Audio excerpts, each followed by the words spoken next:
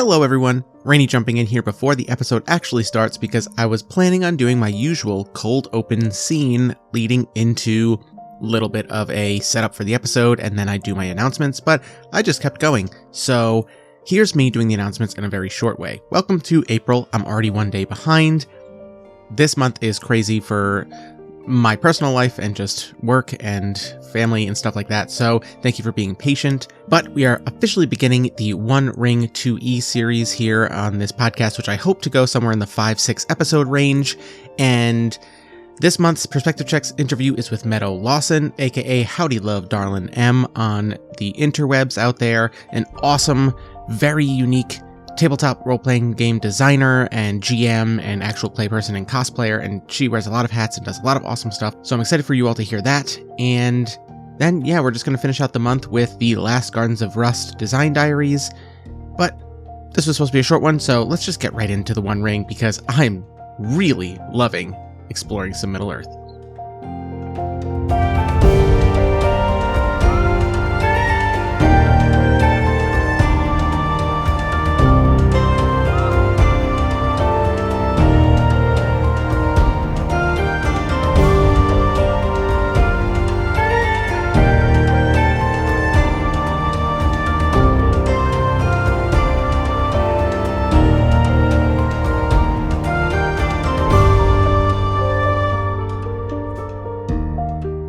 Spring has come to Middle-earth, and Iorlas, Ranger of the North, Dunedain, descendant of the men of Numenor, has left the Grey Havens on a quest given to him by Cirdan the Shipwright, one of the oldest and wisest elves in all of Middle-earth, to investigate what is happening to the trees with which the elves of the Grey Havens used to build their ships that ferry elves west of the Grey Havens out into Valinor.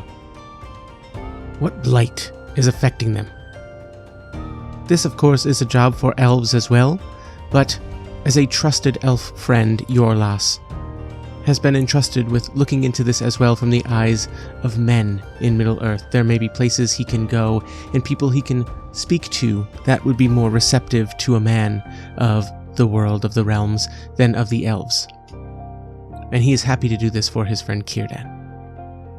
As spring has arrived and the weather is no longer treacherous to walk through, it is the time to begin his journey south to the areas of concern where these trees are regularly harvested from.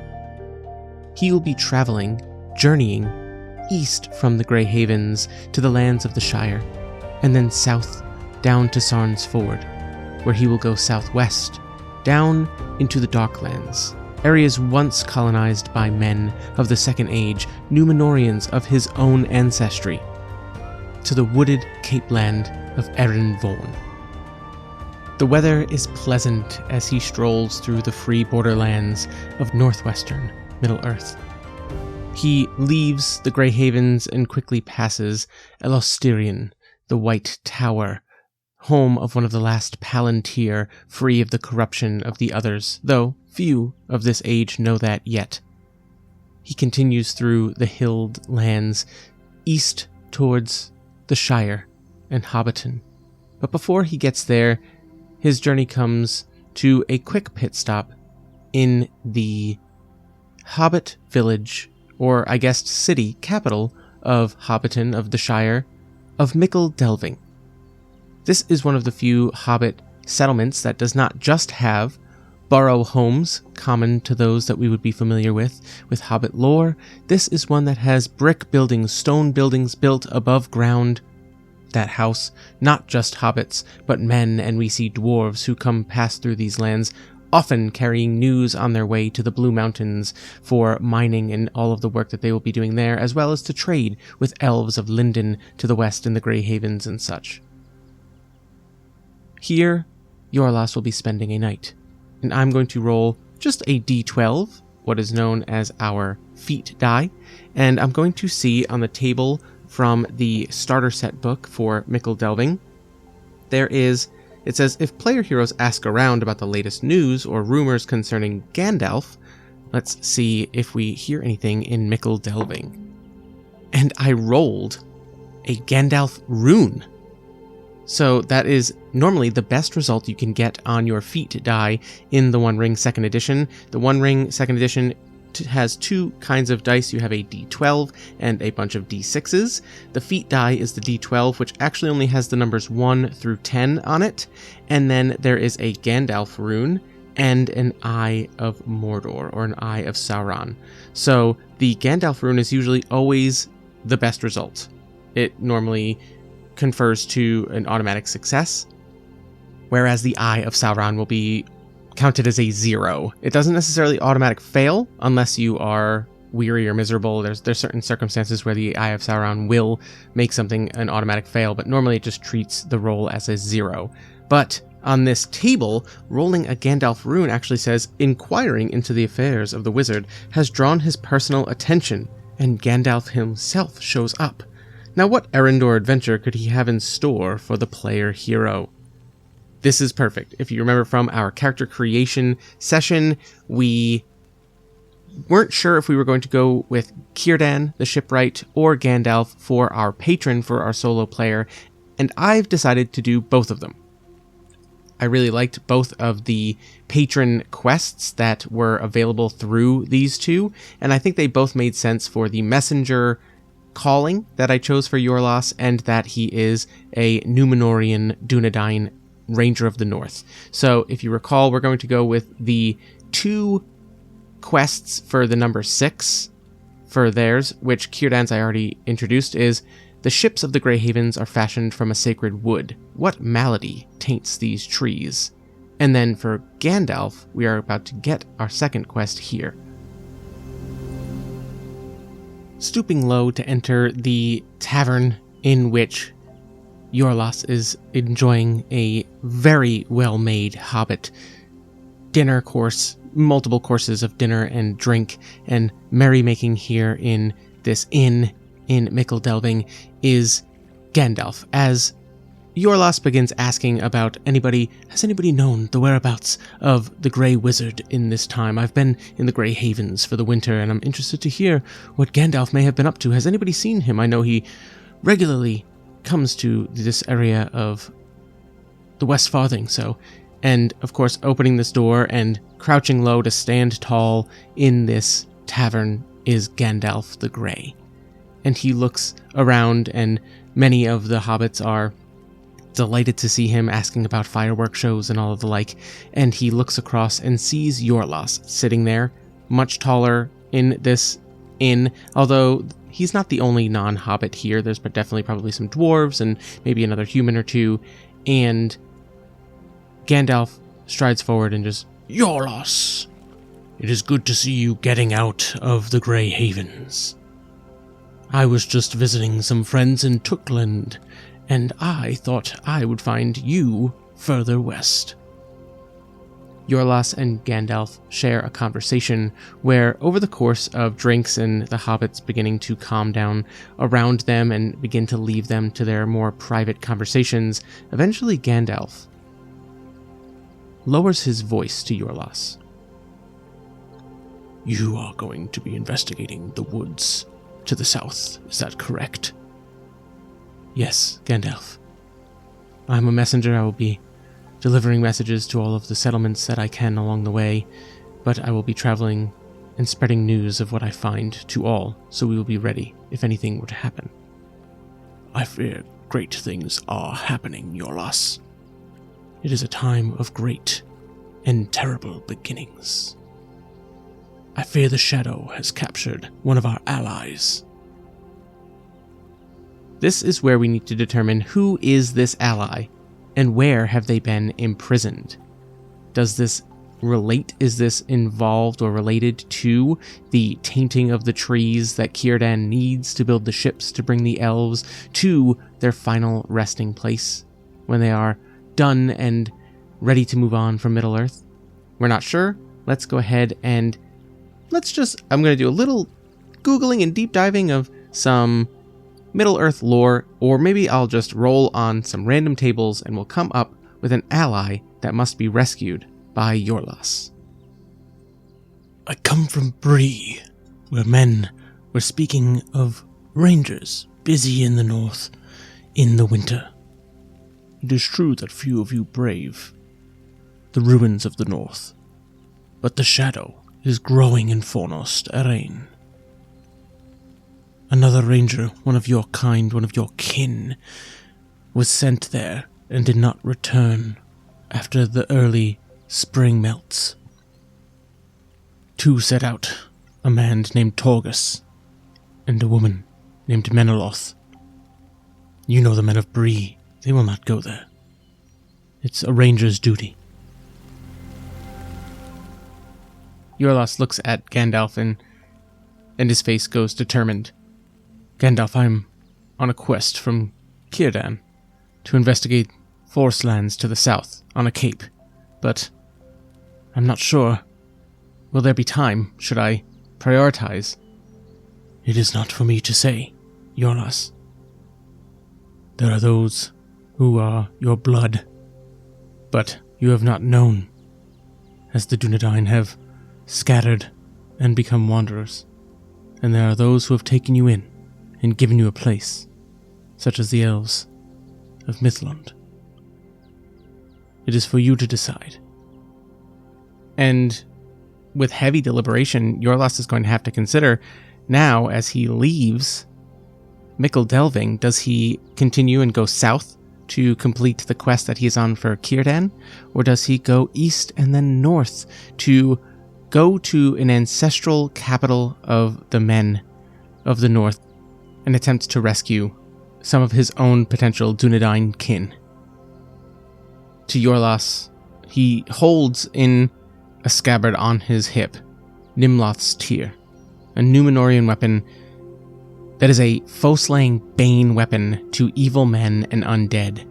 And the city of Fornost Erain is a city that was taken by and destroyed by the Witch King of Angmar and evil men, and it is now polluted with undead and essence of shadow. The trees will have more time, but this seems more urgent, and therefore we are going to pursue our first quest for Gandalf the Grey, heading north to Fornost Erain. And I suppose this is where I should talk about the actual rules of the One Ring 2nd Edition, because I was planning on doing what I have since just continued on as what is the beginning of this episode as a cold open, and I rolled the first journey roll of the campaign of our series here, and I did so and succeeded, crushed it. It was awesome. But now I'm going to show you how the journey rules work for the One Ring 2nd Edition. So we have made our character Iorlas, the Ranger of the North. He is a Dunedain. He is a solo character, so there are quite a few different rules about Strider mode in the One Ring, as opposed to when you play with a full group of players and a lore master, which is their term for GM in this game. Normally, in journeying, you would each choose roles, like Guide, Scout, Lookout, I think is the other one. Honestly, I've already forgotten because I've only been paying attention to the Strider rules version. When you are a lone adventurer, you are all of those roles wrapped in one, so you kind of skip a few steps, but how it works is you actually choose your route over the map of the northwestern stretches of Middle-earth, which is where the One Ring 2E takes place. I did just get a few more of the books they're going to be coming in soon, and I hope that they expand upon it a bit. I'm not going to be using the Moria rules for solo play in the One Ring, which is where you can take a whole team of dwarves or, a whole team of characters down as a solo player into the Mines of Moria with Balin to reclaim them. But we are going to just be doing solo journey rules. So the way this works is we've charted out our journey itself. The starting place is, technically it was the Grey Havens, but we're just going to start now from Mickle Delving. And then we are going to travel east through the Shire, across Brandywine Bridge, and eventually we are going to reach the town of Bree. And then from Bree, we will go north to Fornost, the ruined capital of Arnor. So I think what we'll do is we'll set this leg of the journey as Mickle Delving to Bree, which is 1, 2, 3, 4, 5, 6, 7, 8, 9 hexes. I believe Bree to Fornost is like roughly 100 miles, so that would make this around a 150-mile journey. That's no joke. We will figure out the math for how many days and things like that it takes, but we are mostly traveling for this route. Half of it is through what are known as the Borderlands, which are very calm, peaceful lands of the Free Peoples, and then from the Brandywine Bridge across, bordering the Old Forest all the way to Bree, those are in the Wild Lands. They are not quite dark lands, but they are more dangerous than the Borderlands. Okay, so the way it works is, like I said earlier, we're always going to roll 1 d12 and a number of d6. The d12 is our feat die, which has 1 to 10, as well as a Gandalf rune and an Eye of Sauron. Eye of Sauron, very bad. Gandalf rune, very good. It's usually, if you get the Gandalf rune, it's kind of like good fortune or like luck on your side. If you get the Eye of Sauron, that is ill fortune, or maybe even the Eye of Mordor looking upon you, because what you are doing is acting against Sauron's interests, and it is taking an interest in you. It's watching you and going to be guiding its minions towards stopping whatever you're doing. There's a whole subsection of rules called the Eye Awareness, the Eye of Mordor, which I am going to be using, so I will update you as those go on. It actually is really funny that because we are playing a Ranger of the North, a Dunedain, a Numenorian descendant, we actually start with a higher eye awareness than other callings and cultures because of what we are and what we do and how much Sauron hates us. So, yeah, so that's pretty cool. I think our starting awareness is at 4 at the moment. So then we're going to just roll a travel roll for Journey in solo mode. Normally, it's the same thing. You're going to be rolling a travel roll and people can help. But as a solo character, I do have travel as a favored skill, which allows me to roll 2d12 and keep the higher.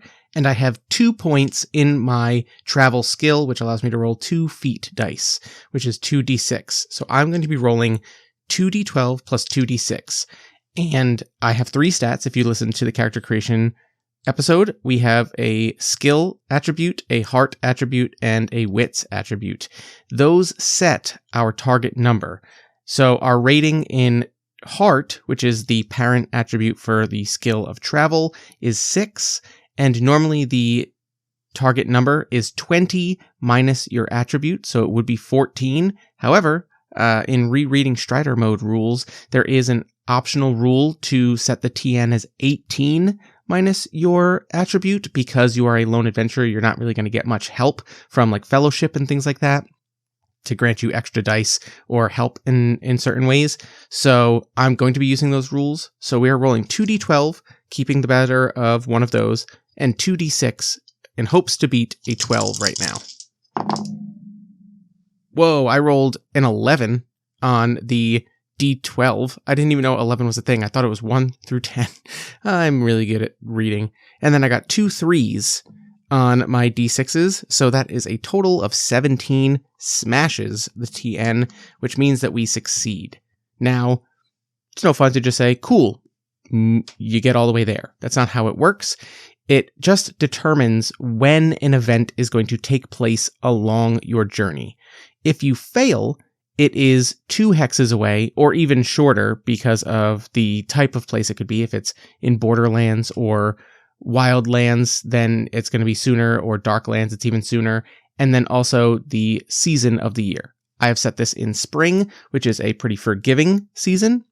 So, with a successful roll, but no Tengar, no 6s on my D6s, it is going to be 3 hexes away. We are still going to be in the Shire and in the Borderlands when this event takes place. So I'm going to just scour the books real quick to see if there's a table for journey events within the Shire, and maybe we can find something interesting.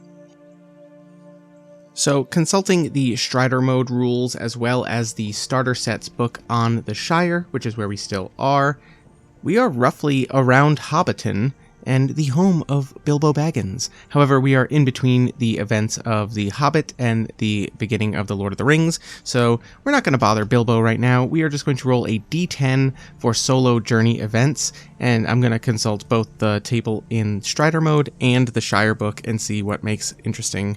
Let's see. We got a 7 on the d12, which says mishap. 5 through 8 in the Shire Journey events table says a quiet walk, pleasant stroll with nothing adventurous. I kind of like mishap instead. This is just going to be more how our adventures go, how journey rules work, so let's show people how it actually goes. With a mishap, it says that I need to make a skill roll, and if that skill roll fails, it adds a day to the length of the journey, and I gain an additional fatigue. Now, in normal game mode, this would affect one of the 3 rolls. It might be the scout, it might be the lookout, it might be... Oh man, I really gotta look these up. But either way, it affects one of them, and they are associated with 3 different skills. One is explore, one is awareness, and one is hunting. I think I'm gonna roll awareness on this, because I can't imagine I'm hunting in the Shire. That seems like a bad idea. And I can't imagine I'm doing much exploring, as this is very well trodden areas through the hills. So what I'm going to do is I'm going to roll awareness, which I have 3 skill points in. It is one of my best stats along with lore. So that means I get to roll 3 d6 skill dice for awareness, but I'm not favored in it, so I'm going to roll 1 d12. But scratch that. According to the Strider mode rules, this does say one of the benefits of being a solo adventurer is a distinctive feature called Strider. It says, receive an extra distinctive feature called Strider. While journeying, the player hero is considered inspired on all skill rolls. Inspired is I can spend 1 hope to get an additional 2d6 to this roll. Okay, so I'm not favored, but I can become inspired, spending hope. I don't think I need to. This is very low stakes at the moment, so I'm just going to roll my awareness and see what it gets us. Oh, I actually just found a table that says event detail mishap. I can roll a d6. Okay, and then it tells me what to roll. All right, let's go ahead and try that. I got a 3, which says obstructed path. It requires an awareness check to spot a way around. Oh, so that works out really well, okay? And it even says the same thing here, consequences of the roll. Cool. Oh, Strider mode is great. It has tables for everything. Is anyone surprised? Sean Tompkin is one of the 2 designers of this, along with Matt Click. So thank you both for the awesome solo rules in the One Ring. Let's go ahead and roll that awareness check. 1d12 versus 3d6, trying to beat a TN of 12, because this is under our strength attribute. Ooh, okay, well I rolled very low on my d12. I got a 2, plus 1 on 1d6, 5 is 8, and then a 6 on the other is 14, so I surpass my TN, and the 6 has the Tengar rune on it, which allows me to spend that basically to get additional effects. I can spend this 1 Tengar rune to do any of the following. These are special successes. I can gain insight, which says you gain additional information, not necessarily related to the task at hand, but you get additional information. You can go quietly and achieve your goal noiselessly or without attracting attention. You can make haste to complete the attempt in a shorter time, or you can widen influence. This is for affecting people or potentially, interactions with NPCs. You can build advantage to basically build up momentum, carry forward your success to improve your position or confidence for a related task, gaining 1d on your next skill roll, or cancel out a failure if you're playing with other people. I think I'm going to gain some insight. And let's go ahead and back up. We have rolled this. We're walking through the Shire on roads. We got a special success to notice and find a way around an obstructed path. What could this be? Let's go into the fiction.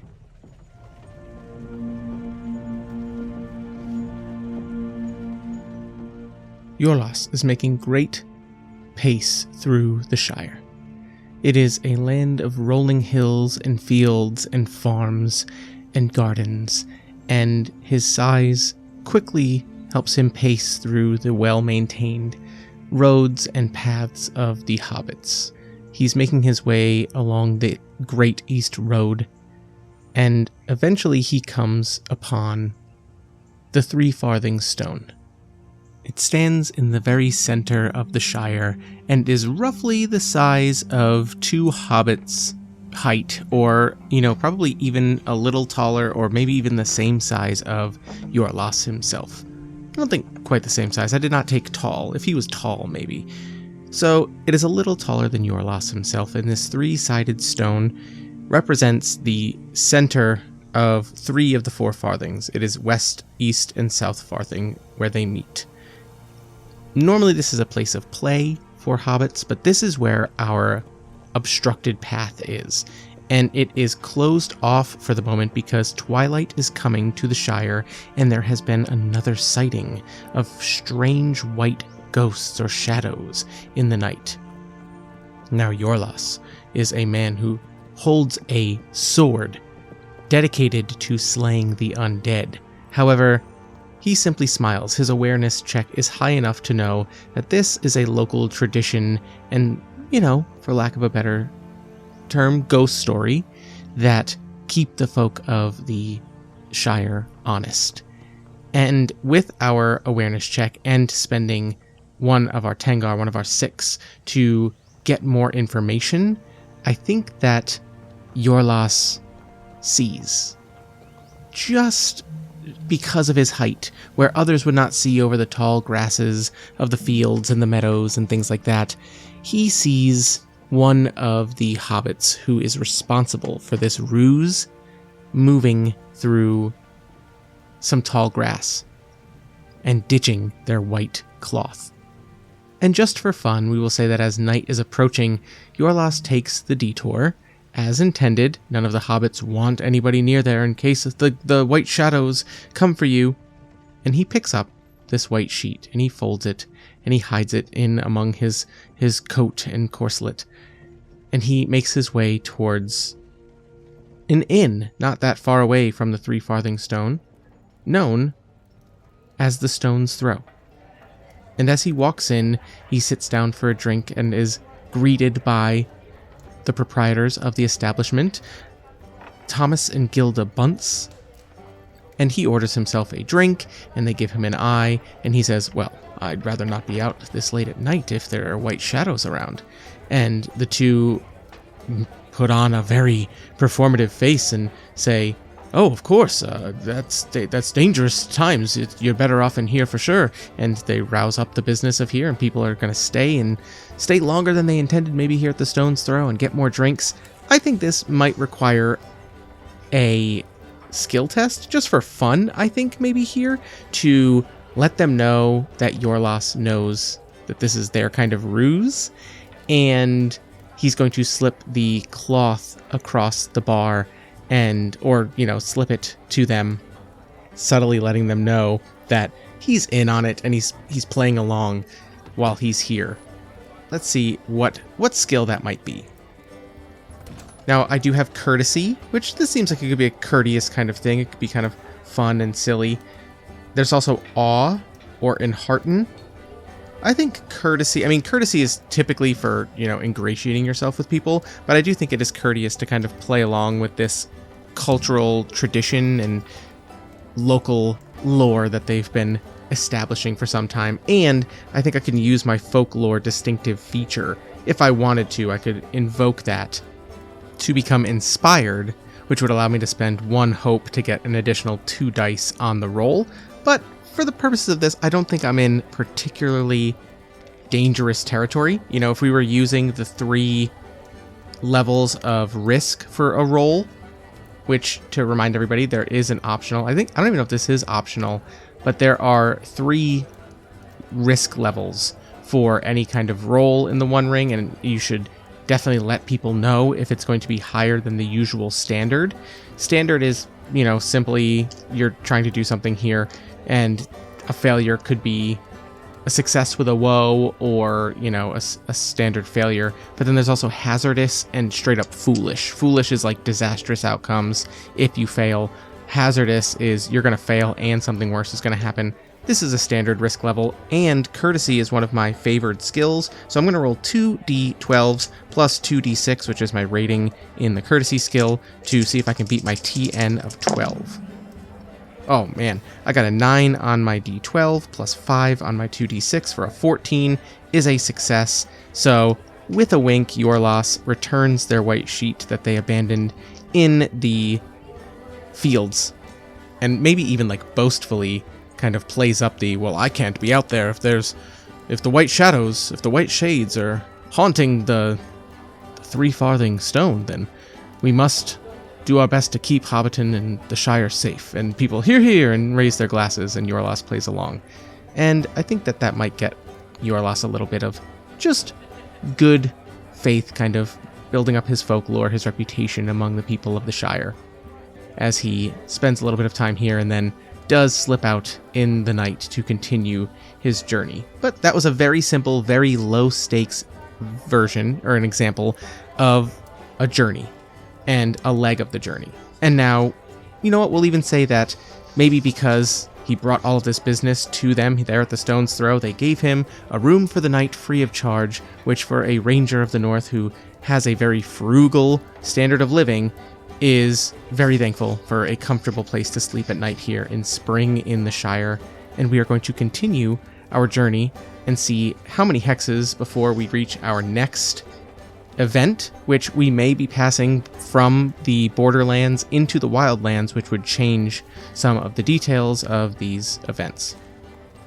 So the next day we will once again roll while we are still in the Borderlands, my travel roll is favored anyway, and it is 2d6, so I'm rolling 2d12 and 2d6. Our first hex will be in the Borderlands, and then we will be in the Wildlands beyond, so unless I fail, I don't think I'm going to have an event still here. We're going to cross the Brandywine Bridge and leave the Shire outside of Buckland along the edges of the Old Forest. Here goes 2d12 roll. Oh, I got an Eye of Sauron. But because I am favored, I can use the other die, which is a 5, but my 2d6 rolls are 2 2s, which does make this a failed roll. So the event will happen 2 hexes away, which is directly after we cross the Brandywine Bridge into the Wildlands, adjacent to the Old Forest. So we're going to roll like we did last time. We're going to roll a d12 to see what our solo journey event is. A 3, which says ill choices. All right, let's roll a d6 on the ill choices table. And we got a 6, which says haunting visions. To overcome the obstacle, we need to roll awareness to overcome the darkness. If I fail, I gain 1 shadow point thanks to dread. Ooh. So we will be rolling an awareness check, which I have 3d6 on, but I am not favored on. So again, here comes 1d12 plus 3d6 to overcome a target number of 12. And we get a Gandalf rune, a 6, and 2 1s. So that is automatically a success with a superior success, I think is what they're called. And we got 2 1s, that's fine. But we succeed over our TN of 12 with a special success. Okay, interesting. So we succeed at that and do not take a point of shadow thanks to dread, which is very good. And I think I'm going to roll another d12 on one of the tables in the Strider mode for the fortune table. So there is a thing when you roll the Gandalf rune, the successful action was bolstered by fortune, unexpected aid, advantage in terrain, or foe's folly. So we can roll another d12 feat die on the fortune table to see if that is relevant. I got a 10, which says you encounter an opportunity suited to your nature or abilities. I'm a messenger, which is my calling. My features are bold and honorable, with folklore and strider. Well, let's go ahead and use another table in Strider mode. We love Sean Tompkin and his tables, we're going to roll. We just got an encounter for an opportunity. Why don't we roll on the lore tables and figure out if we can string along some words and make sense of what this opportunity might be, inspired by these haunting visions as I pass the dark edge of the old forest outside of the Shire. So the way rolling on the lore table works, it's kind of like an oracle table and anything else, like in Ironsworn or what have you, or Mythic. So to do this, we are going to roll a feat die and one skill die, so a d12 and a d6, and we will consult the combination of the tables there. And what we're going to do is I think we're going to roll twice to get an aspect and a focus of this opportunity.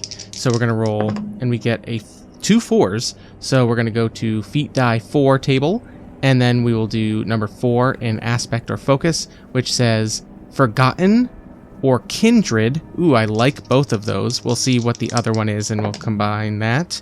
We got a 9 for the d12 and a 6 for the d6. So feat die 9, 6 says unnatural or trust. So the combination there could be an unnatural kindred or forgotten trust. Well, unnatural kindred definitely makes me think of evil men. Could they be stalking the old forest outside of the Shire? Maybe waiting for Iorlas or waiting for people to come out? We did say that some dark shadow is spreading over these lands and may have taken rangers to Fornost in the north.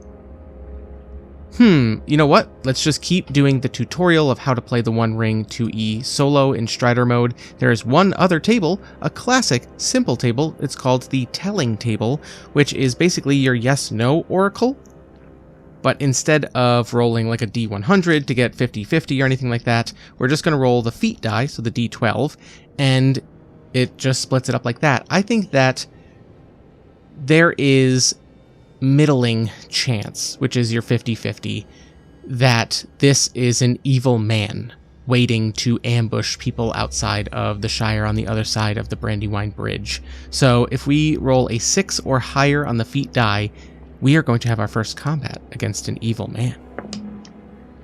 We rolled a 6 exactly, so the haunting visions maybe is the dread that creeps up, makes the hair on the back of Iorlas's neck stand up, and his unnatural sense as a ranger, as a Dunedain, his hackles are raised as he can tell something is wrong here. He's walking along the east road out of the Shire, along the edge of a field where not far in the distance is the darkness of the old forest, and it swallows the light more than it should, especially at this time of spring when everything is just starting to bloom, especially coming from Hobbiton, where they are already incredibly active with their gardens, and green is blossoming everywhere. There might even be flowers and things early in the season, and as soon as he crosses the Brandywine and walks out into these fields of the wild lands, the darkness of the old forest is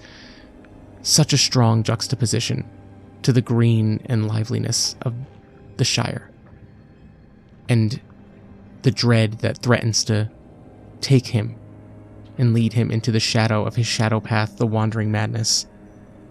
He sees it's not that at all, but that there are men this far west of Bree. What are they doing here?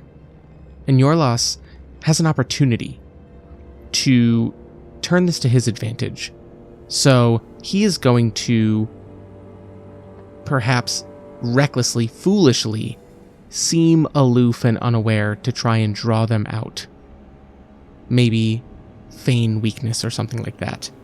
So that way he might be able to challenge this man and ask him what it is he's doing.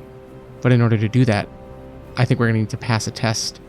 And this is going to be basically whether or not we lead into combat with an advantage or without one. Now, we failed our travel roll. All that means is the event happened sooner. So I think that we are still like kind of in neutral ground here, as Iorlas has clocked this other man.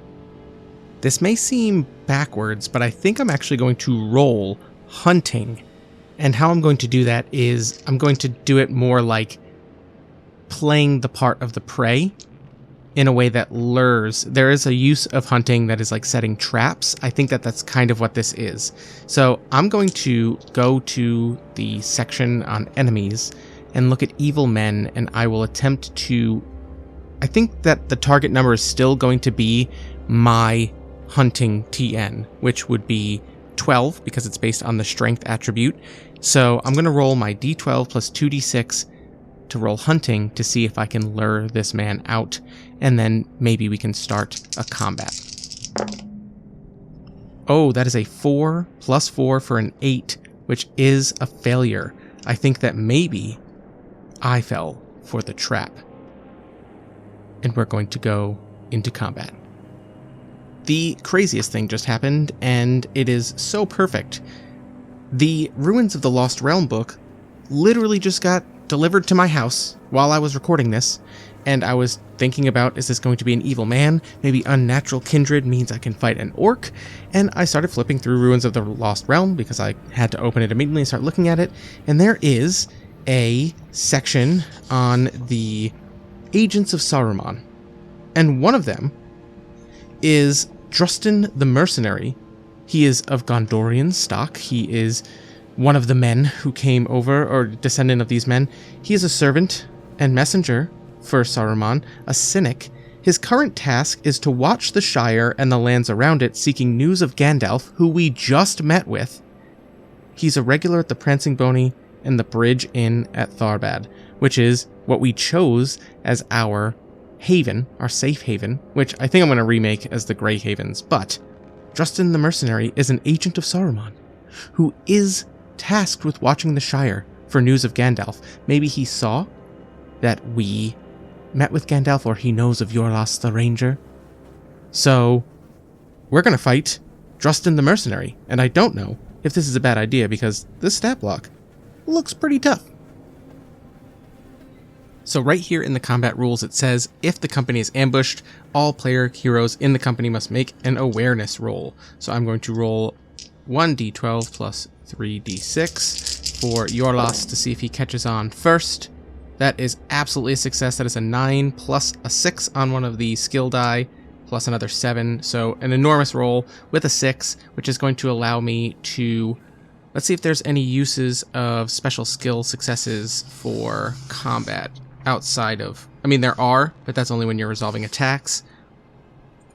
I'm just going to rule with this 1/6 on the die with the Tangar rule. I'm going to allow Iorlas to pull his bow and get a round of volleys off. However, our enemy also has a bow, and a better bow, so let's see if this round of volleys goes well. It says here that combat always starts with an opening volley. Maybe, not always. There can be an opening volley if there's a distance between enemies. So we're going to shoot, and they're going to shoot, and we will then close the distance. Solo Strider mode does have some interesting rules too. There is a second stance, or a new stance for solo adventurers only, called Skirmish Stance, which allows you to like continually be running around with your bow. But I don't think Iorlas is going to do that in this instance. Let's opening volley. So Iorlas has 2 points in the bow's skill, which is going to allow us to roll a d12 feat die plus 2 skill die for his bow shot. And there are certain things, like there is a bow stance, but I don't think we're going to prepare our shot. We're just going to shoot, and we are going to test this against our strength target number, which is 12, plus the enemy's parry bonus, which is plus 2. So we need to beat a 14 to hit our enemy. And oh my gosh, that roll was insane. I got a Gandalf rune and a 6 and a 5. So I have a special success die to use, and the Gandalf rune, I think, gives us even more bonuses. Let's take a look. Okay, so the 6 is actually not helpful. The Tangar rune, normally that allows you to bump your feat die, your d12 result up, to get it to the point where you might have struck a piercing blow.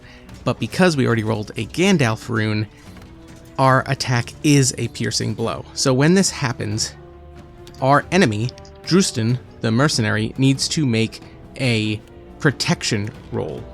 And they are going to roll a d12 plus 3d6, and they need to surpass the injury rating of the weapon that I used. The injury rating for my bow is 14. So they have a good chance of succeeding on this, but let's see just in case.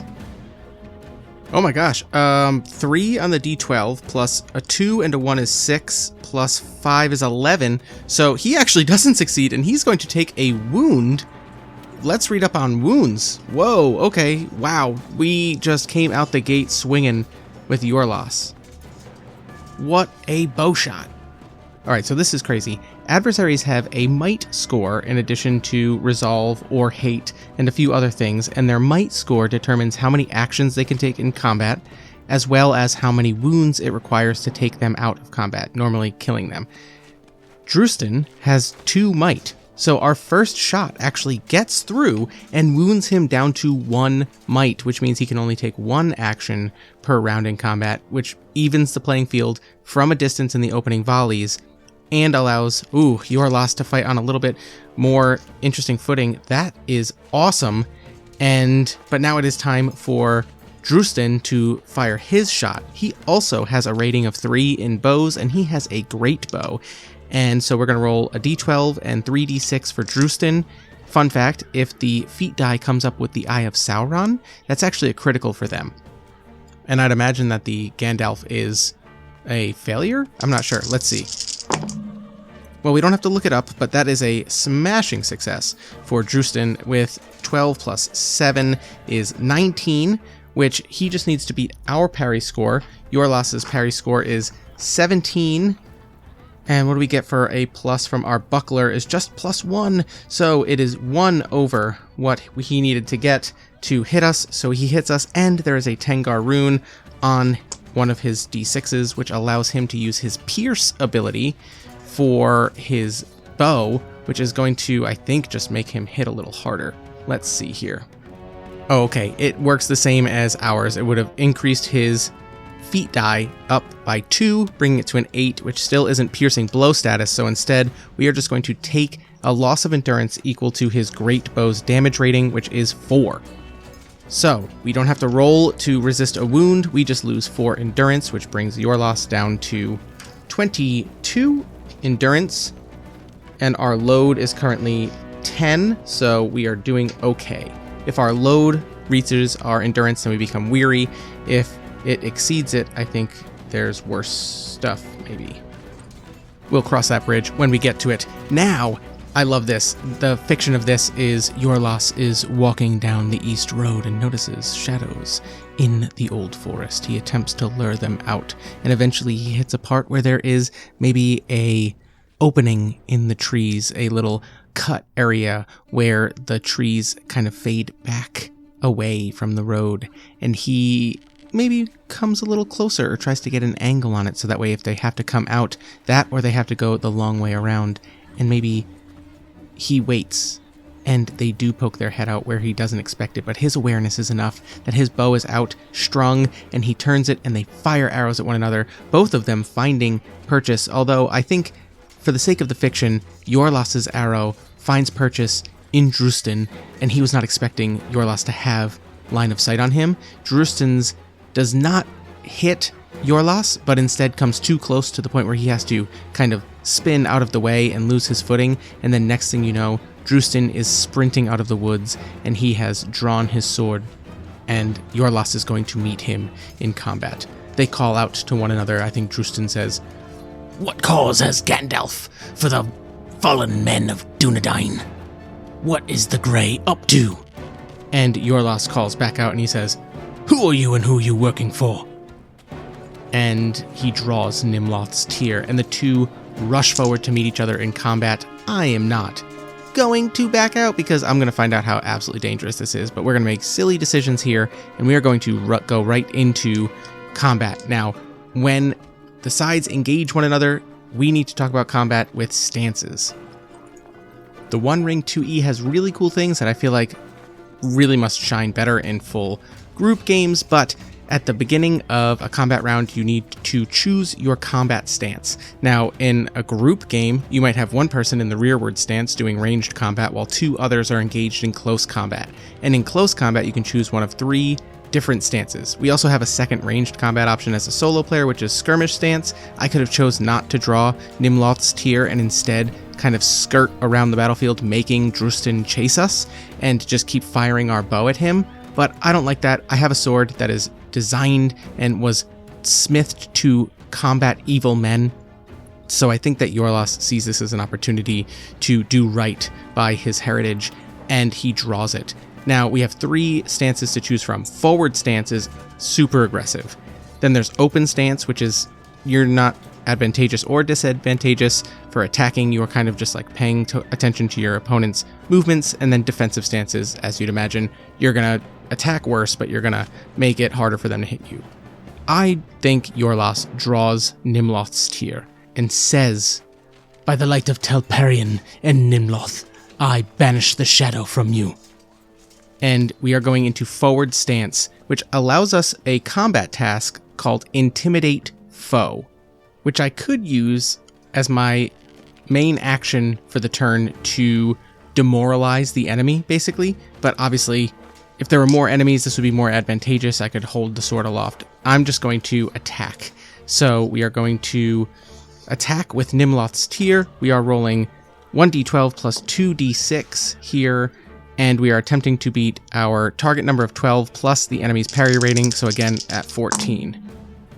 This time we do not succeed. Oh, but hold on.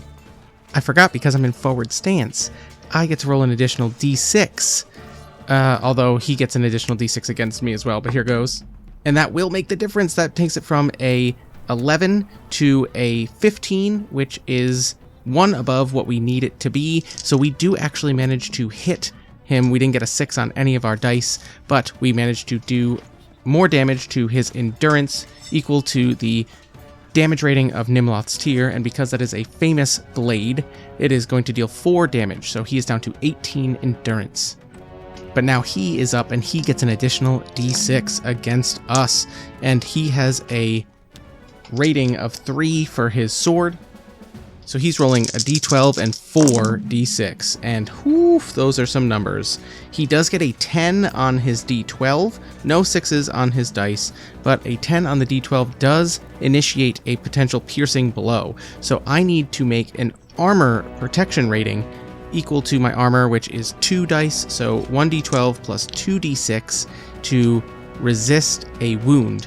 His longsword's wound rating, is an 18. So I need to roll over an 18 with my d12 and 2d6. I think I may invoke my bold, distinctive feature here and spend 1 of my 12 hope to gain 1 die on this roll.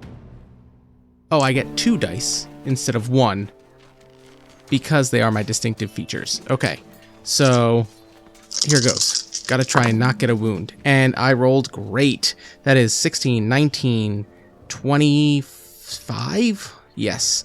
Holy cow. Yeah, plenty to avoid this wound. However, I still take 5 endurance from that hit of his longsword. He parries mine, and he cackles in that voice that I have chosen to give him, which is, "Oh, so you don't deny that Gandalf is here, and you are working together. This should make my master very happy and allow me a few weeks of being fat and sassy and sauced in my favorite pub." And he once again raises his sword to attack. We are going to switch from the forward stance to the open stance to not give him additional dice.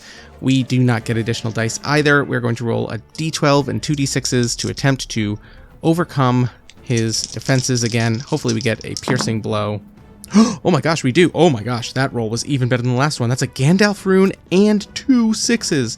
Holy cow. So this immediately gives him a chance to potentially be out of this fight if he fails this next roll against this piercing blow. Now, I could use his resolve to make my attempts ill-favored, which would make me have to roll a second d12, but for the sake of the first fight of this game and this tutorial and the length of this episode already, I don't think I'm going to do so. I don't plan on killing this man. I think that Iorlas wants answers about who he is serving and why he's here, so we are going to roll d12 and 3d6 to attempt to resist the injury rating of Nimloth's Tear, which is higher than the bow, so it's 16. Let's see if he falls prey to this famous blade. Oh, and I didn't do this last time, but this matters. Nimloth's Tear is a foe-slaying bane weapon to evil men and undead. I would put this man under evil men, which means he has to roll his d12 and twice and take the lower number. Now his first one was a 9, and he pretty handily defeated our parry rating, but if he gets anything under a 5, he will fail. So let's roll the other d12. And I get a 5 on the dot. So let me real quick, the injury rating is 16, that is 11, 14, 16. Is it meets beats, or...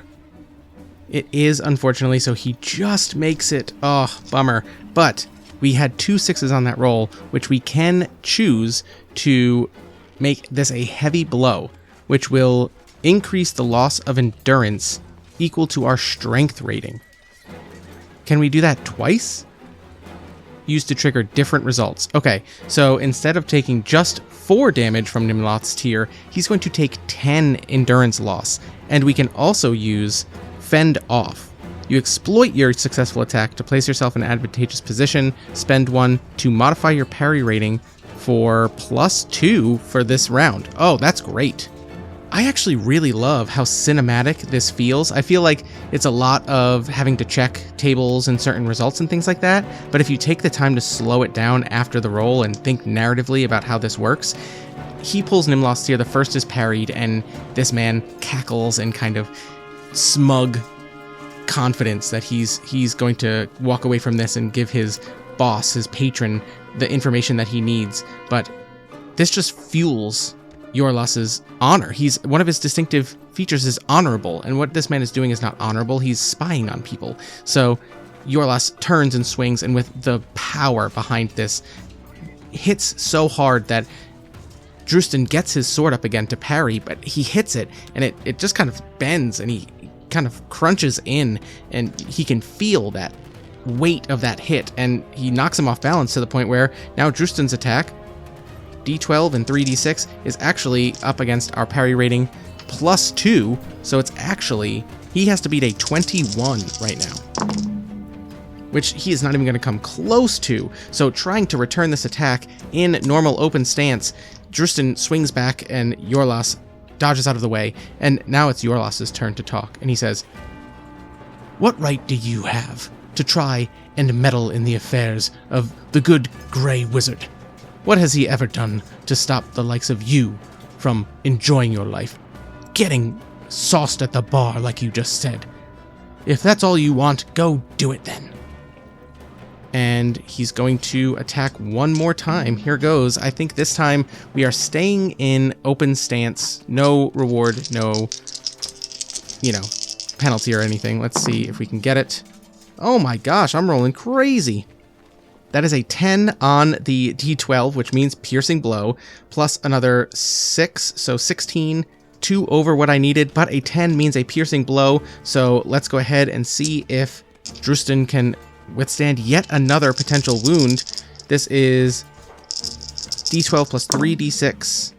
He rolled pretty bad against the 16 injury rating. That is 16, but hold on. Again, foe slaying, Bane.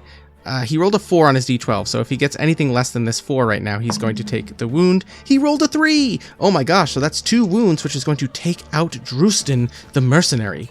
And I think we're going to be very kind and say that Iorlas does not strike a felling blow against this evil man, but what he does is he strikes at him again with such force that all of the defenses of Drustan kind of fall away and crumple, and Iorlas does use the butt of his sword to come back and crack Drustan across the head, and we're going to tie him up and ask him some questions next time.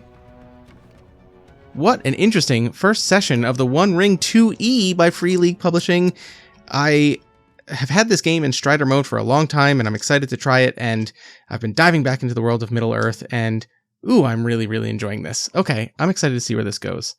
I think this is going to be a shorter series, like I said in the beginning, 4 to 6 episodes. So we'll see what we can get done in that time, but I hope that you enjoy this little showcase of the One Ring 2nd edition.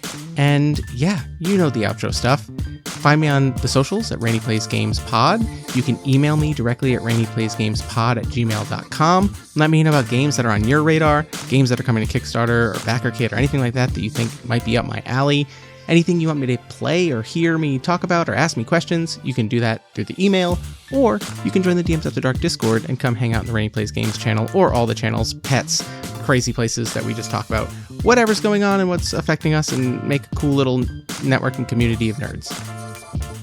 Other than that, I think if you like this, please rate and review on your podcatcher of choice. If you're silly generous or have money to spare, you can always tip me a little one-time or recurring donation at my Ko-fi page to cover podcast hosting and stuff like that. And until next time, live for more than just getting sauced at the pub. But if you're at the pub, play along with the local traditions.